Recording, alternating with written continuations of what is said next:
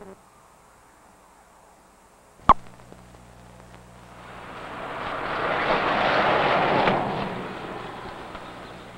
if you'll let me have your attention, I've asked you to come here today to discuss with us in a planning session some long-range goals and objectives for traffic safety. Of course, it goes without saying. We're seeking attitudinal changes. We've got a simple solution. In your program. Every 15th mile in the United States lies within the borders of Texas. Because we have such a great multiplicity of state agencies. Individual and separate jurisdictions. Uniform traffic control devices. The economic loss is over $1 billion a year in this state. The problems in the panhandle of this state certainly would not be the same problems that we'd see in the Valley or in East Texas or even here in Central Texas. Accidents, of course, do not tend to congregate. They're diverse. We have almost an equal proportion of accidents in the rural areas as we do in the urban areas. But yet the problems that cause those accidents are certainly not the same. Now, we have a concept called the Community Impact Program that we have in a number of jurisdictions. In fact, in just about all the larger jurisdictions, the cities across this state. But how about the local communities? What are the answers to their problems? We can't plan a program here in Austin that you can just take out and overlay over every city, large, small, in any geographical area we have in the state, and it will work. So what we've done is to go to the local communities through the Community Impact Program and said, look at your own problems, identify your own problems, and try to come up with some solutions for them, and we'll assist you in technical information and funding where we can to help you solve your own problem. There's where the local traffic safety coordinator has the ability in his own community to communicate the traffic safety messages. Frankly, people in the smaller communities don't care about information sometimes as it comes from Austin. It doesn't affect them, or they think it doesn't affect them. But when it comes from their own community, their own spokespersons in that area, it has much more meaning to them. Well, I think education is the most important thing in a traffic safety program. Enforcement's the only way that you can change the way the majority of the adult drivers drive. And we think if we can work with the real young children in the schools, that we can give them a good backing in traffic safety rules and rules of the road. And we're going to continue our traffic education program all the way through the 6th grade eventually. And by the time the child becomes a driver, he already has fixed ideas in his mind of how he should behave as a driver, and he's not copying what he's seen his parents do or what a teenage brother or sister. I'm going up to the school now to meet with a bunch of kids that's working on their safety ranger kit, doing their artwork. I'm kind of anxious to see how it comes out. By me just visiting with them and seeing how they're doing on their slogans and their artwork, it gives me a chance to talk to them a little bit about traffic safety without it being in a structured classroom situation. And most of the kids call me Mr. Hawthorne, but a lot of them call me Ronnie, and I just know a lot of them. How y'all doing today? Fine. Listen, I'm sorry I'm late. I got tied up at City Hall and just couldn't get here any quicker, and I'm sorry that you had to wait on me. But I wanted to come by today and tell you about something real special that we're going to ask y'all to do. So if y'all will listen real close, we'll get started on a very special project. And it's called the Safest Show on Earth. The Traffic Safety Ranger Kit is probably the best thing that I've ever seen done for traffic safety. So we'll give you some art paper like the kids are given specific subjects such as dummies don't play in the street. Well, dummies is the best word a 3rd or 4th graders got going for them. That's their thing. And you give a kid this sheet of paper, then he's to illustrate dummies don't play in the streets, and he does his own artwork. Well, after the kids in the school do all their artwork and everything, it's all gathered back up and mailed back to Austin and converted into a film strip. And not only have you taught them traffic safety while they're doing their artwork, then they see their show come alive, so to speak, on the screen in front of them. They see their artwork. They learn the safety rules about not hanging your arms out the window, about wearing your seat belt, about not playing between parked cars. And it's the best thing that honestly, I've ever seen for traffic safety for juveniles. Lion Street is directly between the school and the housing project, and it has been a chaotic situation, so we understand. So this subcommittee recommends that Lion Street be designated one-way, southbound, on a 24-hour basis. To make traffic safety work, you've got to get the public involved. That's why a group like our Citizen Safety Advisory Committee are so important.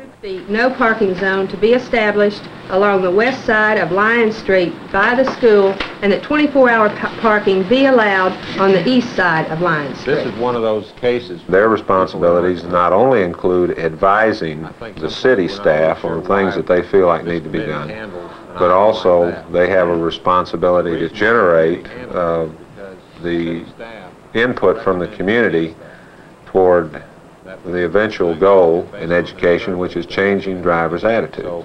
We had reached an impasse where we have the citizen group wanting a particular thing, and the staff saying it is our we would not normally allow this. This is where the citizens are allowed to come in and make their case. And one of the purposes of this committee or any of the subcommittees is to try to handle these things at this level rather than these people having to go to city council.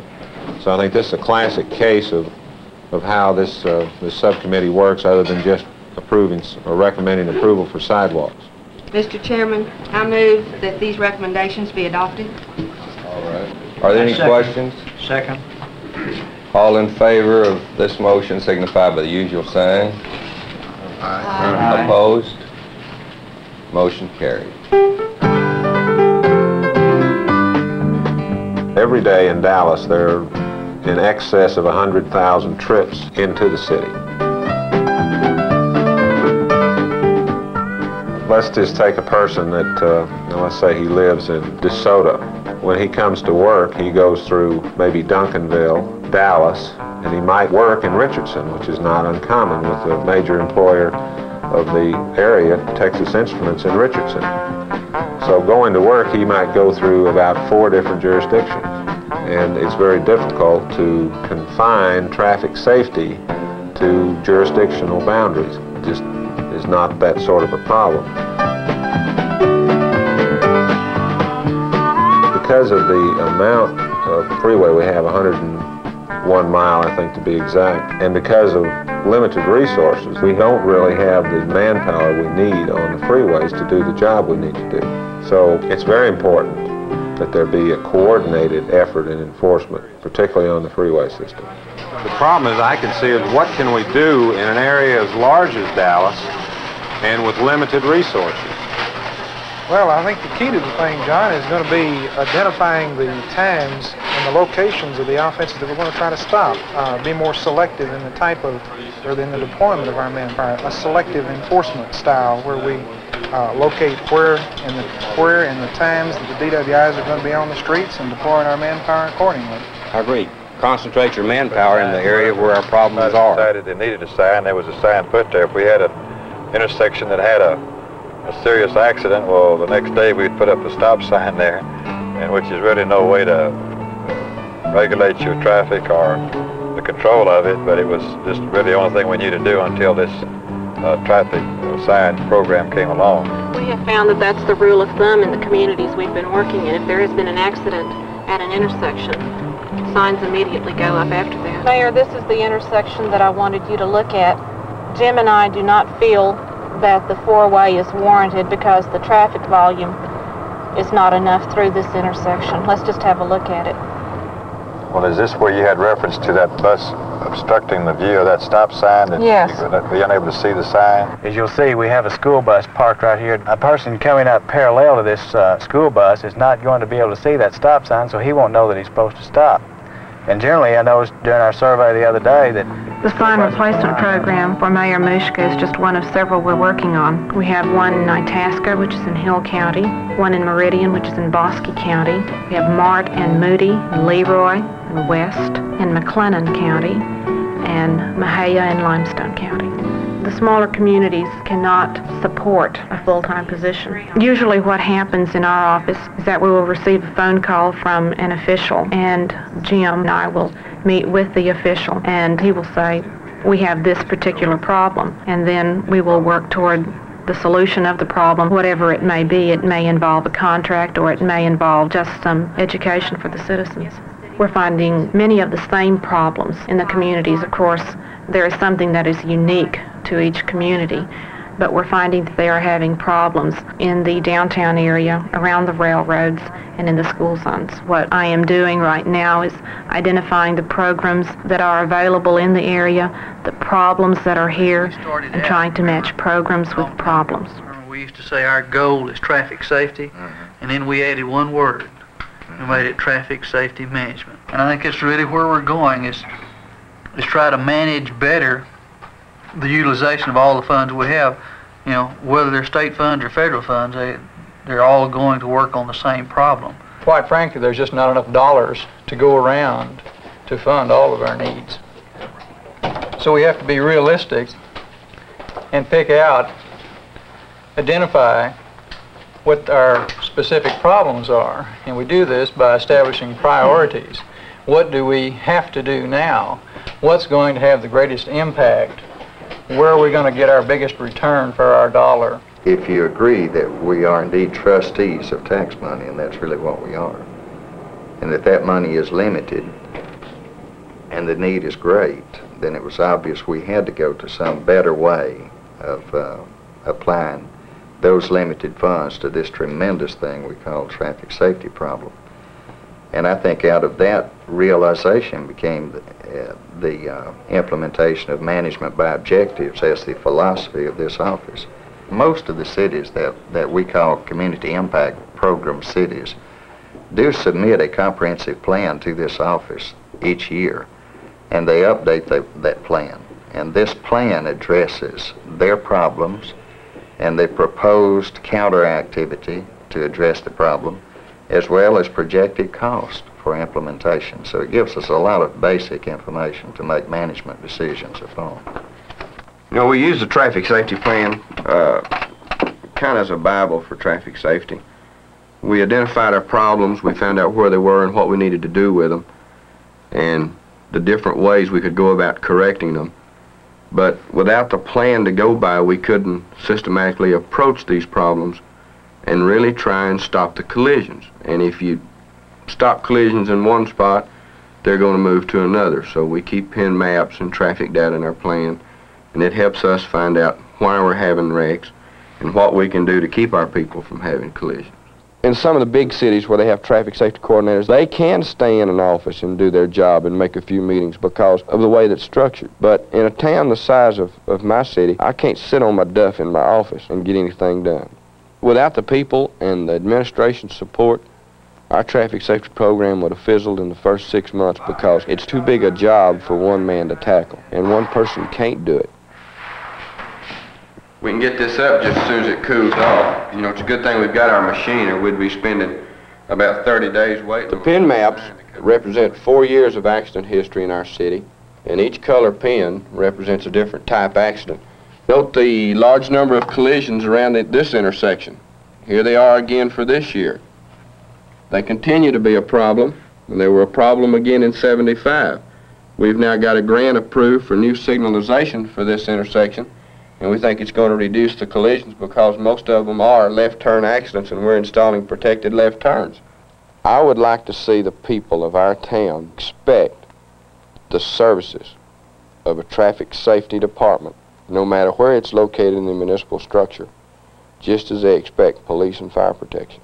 If you started basing priorities on human injuries and human lives, traffic safety would take a higher priority than some of our other city services. 662R, 663R, report to the west end of the Corinth Street Viaduct. They're setting up a roadblock over there. The remainder of the R elements will be on industrial.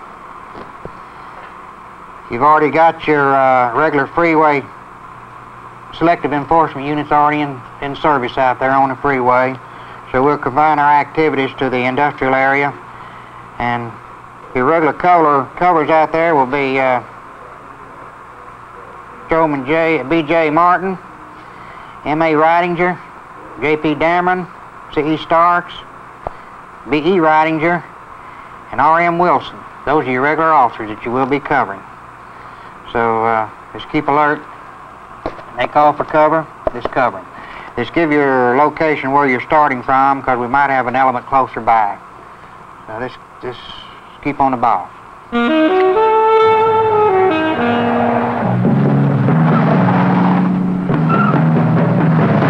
664. Yes, sir, we're behind a possible 1500 block of North Industrial northbound. How about the reserves? Is that working, using the reserve officers? You bet. That saves a lot of officer time. They're involved in the transporting of these DWIs down here so we can run them on the breathalyzer. Anything you want me to cover it? 10-4. 935. 664, 614. Go ahead. We're still northbound industrial approaching the roadway in. Tonight we got them deployed in the northeast area of town on DWI enforcement. In other words, we're concentrating all the officers in a high-density bar and beer joint location. We've also notified the area cities just outside our city, the area we're working, so if they want to divert their selective enforcement to a different thoroughfare into their town, they can do so. And the heaviest concentration is going to be where the bars are. We're going to try to catch these people before they get too far out on the street.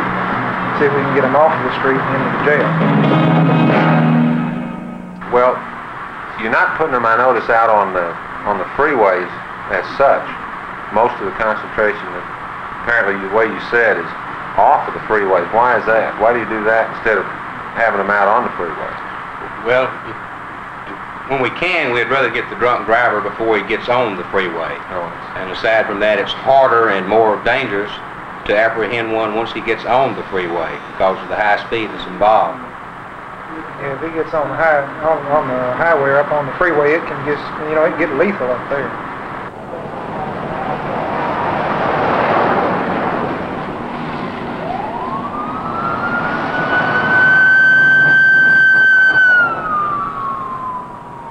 McLennan Community College is a great resource here. The college can transcend the political boundaries and work with all of the communities instead of being partial to one.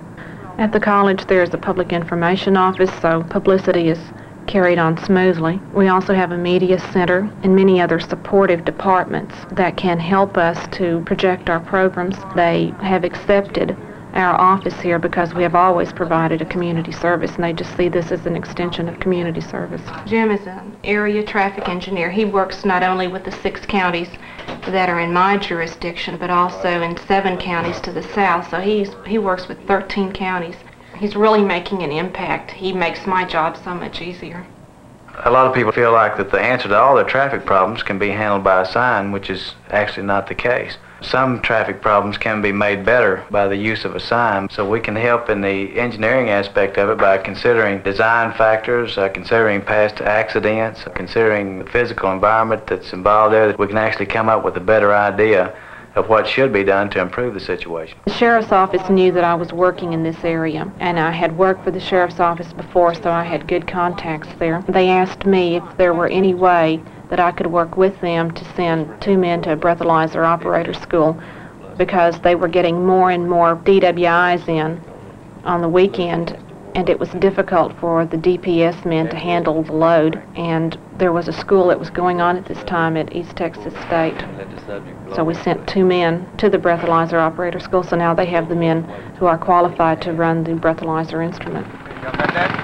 Got the flow back on? All right, mount on your bike. One at a time. I'm gonna punch out. We'll go and make a quick stop. Hold it in second gear. Don't get no higher in second gear, okay?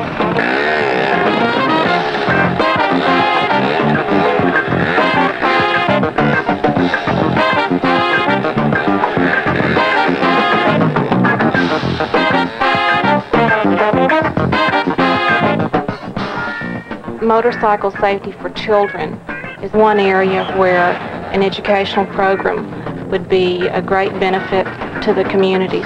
You can start in first grade with some type of educational program for them. Okay, Miles, you ready? We're gonna let you get the steam off you and him. This would involve pamphlets and lectures and even workshops for the children, and getting people who are well liked by children in the community. For example, Billy Malone and his motorcycle club, the Road Runners, here in Waco. have done a lot for children in the area of motorcycle safety. I think that the drivers and the pedestrians would appreciate it as much as the parents. Well, man, I said, well, maybe I could help some of the young kids by trying to start some kind of safety class to keep them just from ripping and running off the street, you know, up and down the street. Some of the motorcycle manufacturers have started schools, but yours is the first school in this area that I know of that is done by an individual just because he wants to do it and he sees the need for children to learn something about motorcycle safety. The evaluation of engineering improvements takes about a 4-year span to get a true evaluation. So what we've attempted to do, and we still have a long way to go, is to integrate all of these various record input systems into one comprehensive database. We've been in a developmental stage of our designing our database to give us more yardsticks and more measurements to put on our programs to say, are we really doing the most effective job that we can? I think that's what we've been doing, is trying to develop our database that it will tell us what the way we ought to really be spending our money.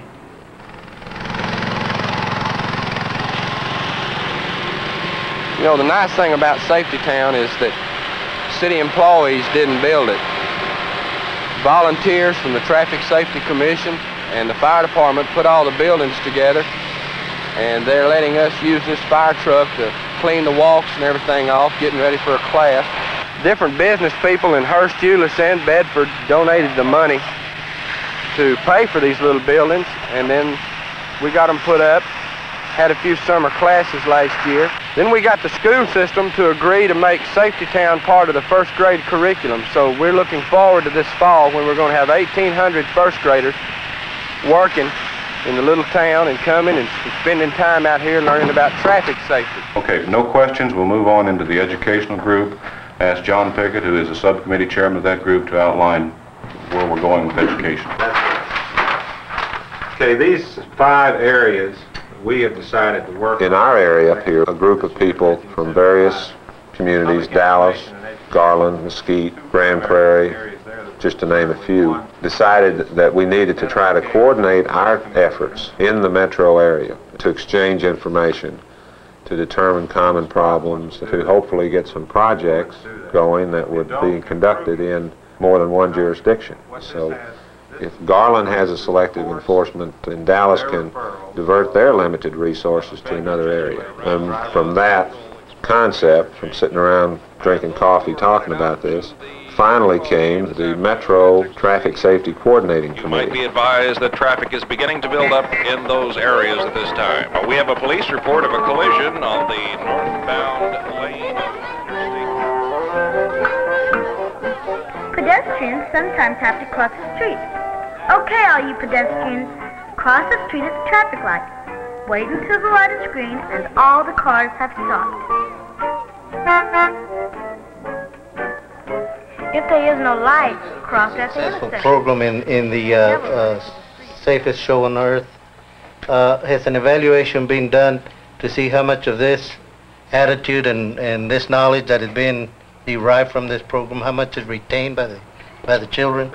Absolutely. We've started a rather in-depth evaluation whereby we'll use several counties in Texas to see the effect that we're having through this program on the 4th grade classrooms, to see if these students are retaining the information they're being taught in regards to pedestrian, bicycle, and passenger safety. We want to know right now if we can take a 4th grade student and teach him to buckle up when he becomes a driver. If you really do what you hope to do and what you intend to do, what's that going to do as far as public information and education is concerned? Philosophically, what impact would it have upon the whole philosophy of public information and education?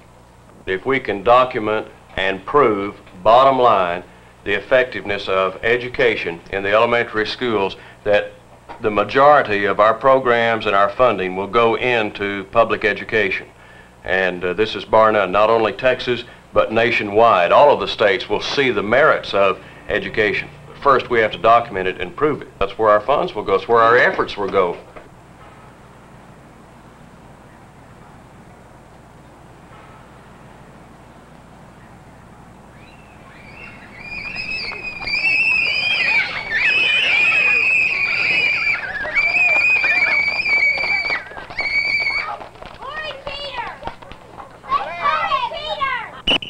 What does that mean? Stop! Now, I don't care if you're flying from one building to the other. What does that mean? Stop! In midair, okay? Group 1, hold up your hand. Okay, 1, 2, 3, 4, 5, 6, 7, 8, 9. Well, Group 1, we're going to let y'all walk first, okay? Group 2 is going to get to ride a big wheel first. All right. Now, y'all about ready to start riding the big wheels and walking? Are y'all ready? Let's go. Start.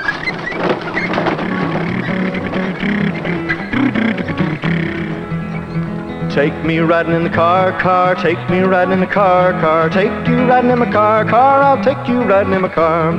Click-clack, open up a door, girls, click-clack, open up a door, boys. Front door, back door, clickety-clack, take you riding in my car. What color is that light? What does red mean? Okay.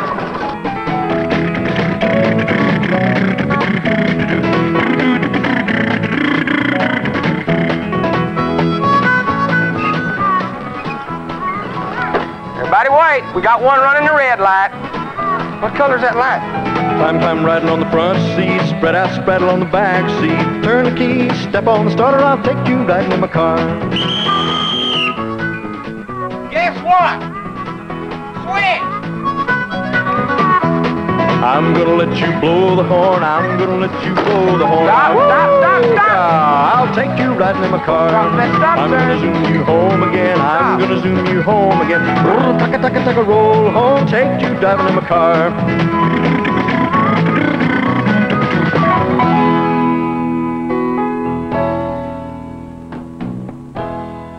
The Texas Office of Traffic Safety implements its programs through managers in Austin and across the state, and through local traffic safety coordinators in many of our cities and communities. But their efforts alone are not enough. Your help is needed. Traffic safety ultimately is an individual responsibility, something that touches each of our lives practically every day. And with every 15th mile of America's streets and highways inside Texas borders, we all have our work cut out for us. Why don't you find out what you can do to make a difference?